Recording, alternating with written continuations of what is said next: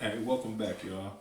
This your host, 44K, K stand for Kincaid. This is NFTV, Information TV. Thank you guys for stopping in, checking in with me. I appreciate y'all. Make sure to get down in those comments, leave a comment.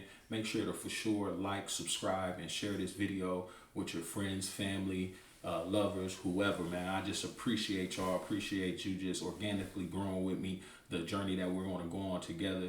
Just a place where you feel comfortable discussing ideas. Even if we may disagree, we're going to have the ability to have discourse, not without name calling, without judgment, anything like that. That's what Information TV is all about. But today, I'm a little pissed off about this. I'm not even going to lie, because we have institutions like Stanford Law to be exact. All our colleges are colleges and universities, JUCOs, community colleges, wherever you go, is no judgment. But when you go to those places, you're supposed to be able to debate. You're supposed to be able to find like-minded people. You're supposed to be able to add to your social fabric, but you're supposed to, the main thing you're supposed to do is be able to debate your ideas and have to back your ideas up with facts, have to back your ideas up with research, empirical data, different things like that. But what we're seeing now is we're seeing a situation to where you have one particular side that doesn't want to hear another particular side, mainly conservatives, and they will protest, they will call in bomb threats, they will threaten the speaker, they will just cause a major disruption to where the speaker ends up having to cancel, or the speaker is not able to give his speech to the students that want to hear what he has to say.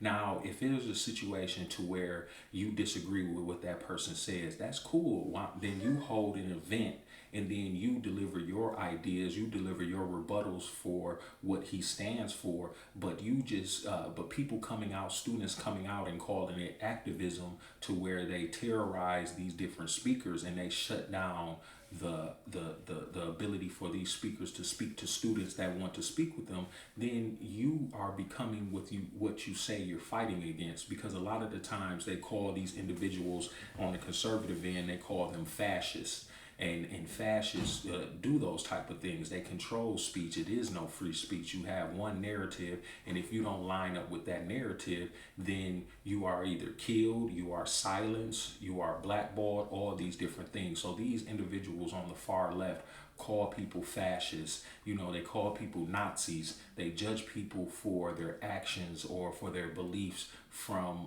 10, 15 years ago, and then they shut them down. They hold loud protests. This situation here that we're going to check out, this happened at Stanford. A federal judge by the name of Kyle Duncan went to Stanford to speak to the students, and he was rudely interrupted by so-called activists that wouldn't let him speak.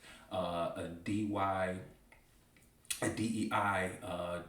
professor, associate dean, got up there and just got to virtue signaling and playing victim and all these different type of things in front of the students, and wouldn't let him get a word in. So we're going to just read a little bit of this article, and then I'm going to tap in a little bit with my comment, but let's get to it. So Judge Kyle Duncan visit to Stanford Law School Thursday was interrupted by questions and booing from audience members who protested the Federalist Society decision to bring Duncan to campus. The protest actions were condemned in an SLS statement in an email to SLS obtained by the Daily from SLS Dean Jenny Martinez. Martinez wrote about the event. The way this event unfolded was not aligned with our institutional commitment to freedom of speech. The school is reviewing what transpired and will work to ensure protocols are in place so that disruptions of this nature do not occur again, and is committed to the conduct of events on terms that are consistent with the disruption policy and the principles of free speech and critical inquiry they support. So That's definitely what I want to hear from someone in regards to a situation like this, because this is a situation to where you are going to cause speakers in the future not to want to attend events like this and not want to add value to that school setting, because everyone that comes to a college campus isn't a liberal. Everyone that comes to a college campus isn't a progressive. Everyone that comes to a college campus doesn't necessarily align with the morals and values of all the students. So for a particular group to gain so much power to where they can interrupt a speaker and shut it down to the point that an administrator has to be brought in and berate the speaker himself over his beliefs. Everybody doesn't have the same believe in the same ideologies, so I don't understand why one particular group is allowed to just run rogue on campus and intimidate everybody else. But it's refreshing just reading that quote from the Daily about what that individual had to say about this situation. But we have to get this under control, because this is in this especially egregious in a situation like this, because this is a law. This is a law. This is the law school where this happened at. So if we have lawyers coming out that are with groupthink and don't have the ability to think outside the box and are just totally locked into one point of view, how are you going to be able to have that abstract mind to look at different points of views if you're a trial attorney, if you're a corporate attorney, if you're a tech attorney, when you need that creative mind to be able to look at things from a different point of view that helps you come up to with the best possible way to win a decision, to format a law document, a legal document to benefit your client. So it's a little bit unnerving to see something like this, but hopefully they get it together. But let's read a little bit more. The FedSoc, a conservative and libertarian law student group, invited Duncan, a judge from the U.S. Court of Appeals for the Fifth Circuit, covering Texas, Mississippi, and Louisiana, for a discussion on guns, COVID, and Twitter. According to flyers put up across campus by activists citing the Leadership Conference for Civil and Human Rights, the U.S. oldest civil rights coalition, as a judge and lawyer, Duncan has been right-wing advocate for laws that would harm women, immigrants, and LGBTQ plus people. The flyers cite examples of his attempts to deny same-sex couples adoption rights and how he served as a lead trial and appellate counsel in a case that stopped transgender people from using the bathroom of their choice at state institutions.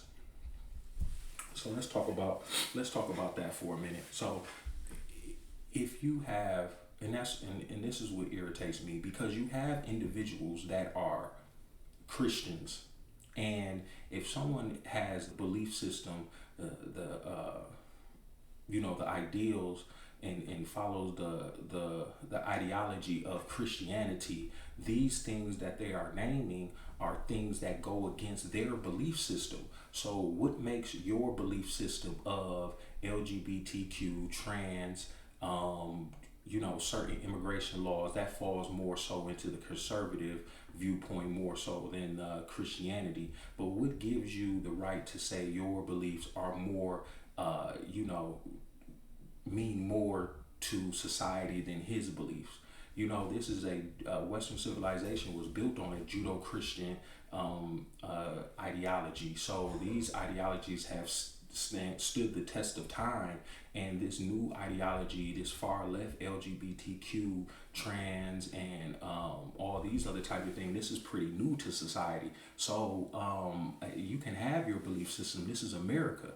Nothing's wrong with that. But the problem is that you feel the need to say that this person is endangering individuals. This person is so wrong that you can't allow them to speak. That you end up looking like the villain in this situation, because you don't have the right to shut him down for his beliefs, just like he doesn't have the right to shut you down for your beliefs. But let's check out. I think I got the video. Let's see here what transpired. Just take a little look at it. Won't let it play too long, but let's just see what the energy was, what the temperature was in this room when he came to speak. Okay, because you were. This is not your court. You asked for an administrator. She is an administrator. You just asked for an administrator in here. You want to pull the camera, or you want someone to come here and yell at you?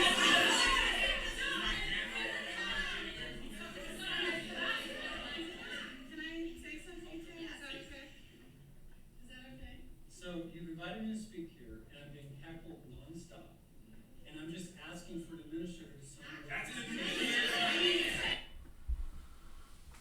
So as you can see, you have these. They're acting like children. You know, it's getting to the point to where they're bullies. These individuals are bullies. I see this on a daily basis of these individuals, taking over these spaces that conservative want to speak, and then they get loud, they boo, they yell at them, and that's not how you debate. What is that? That's not a debate of ideas. That's not a challenging each other based on empirical data or based on facts or anything like that. That's just complete emotion. And that's the problem that we're dealing with these days, is that you have emotionally unstable individuals, and they think just because they yell and they disrupt things like that, that there's some type of advocates. You're not advocating anything. You're terrorists.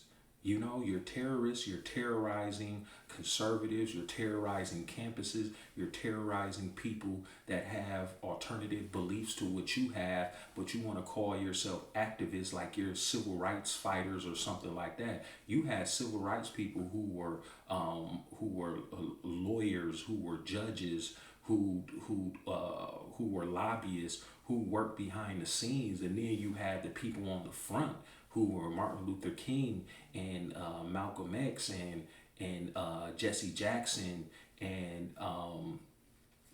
other individuals who marched and who were on the front lines. But you always had academics who battled on campus through speech and through dialogue and through debates and different things like that, and showed people the wrong in their ways.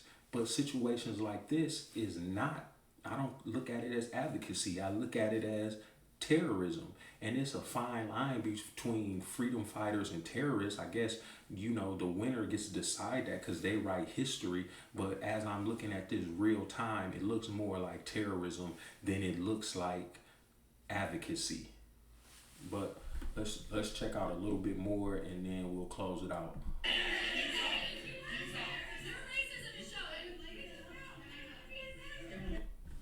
So this gentleman has done nothing, and someone yells, "Your racism is showing."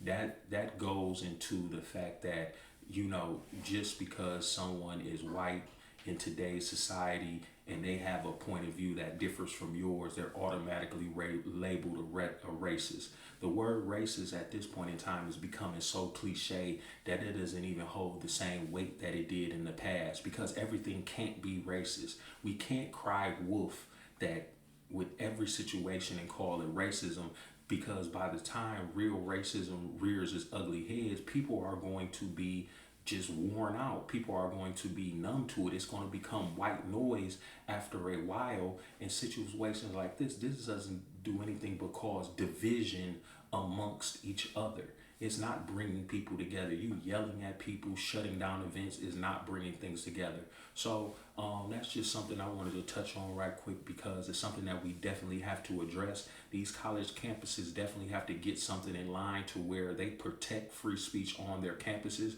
because if they're going to be state funded or they're going to be funded by grants or anything like that, two sides need to be able to speak. More than two sides, whatever side that you represent. If you're a libertarian, if you're a conservative, if you're a progressive, if you're a liberal, it doesn't matter. you should have the ability to go onto a campus, have a dialogue. If you want to set up a debate, you should be able to go on that stage and debate using actual facts, and not just letting your emotions spill out over the stage. But once again, I appreciate y'all. I definitely do. I'm your host, 44K. The K stands for King K. Thank you for checking in with me. Thank you for tapping in with me. Please like, subscribe, get down in those comments, leave a note, talk to me. Let's build a rapport. Let's organically build this tribe together of individuals that are willing to discuss all types of topics. And make sure to share this with family, friends, boyfriend, girlfriend, lover, whoever it may be. But just show some type of support with me. Peace, blessings, and thank you.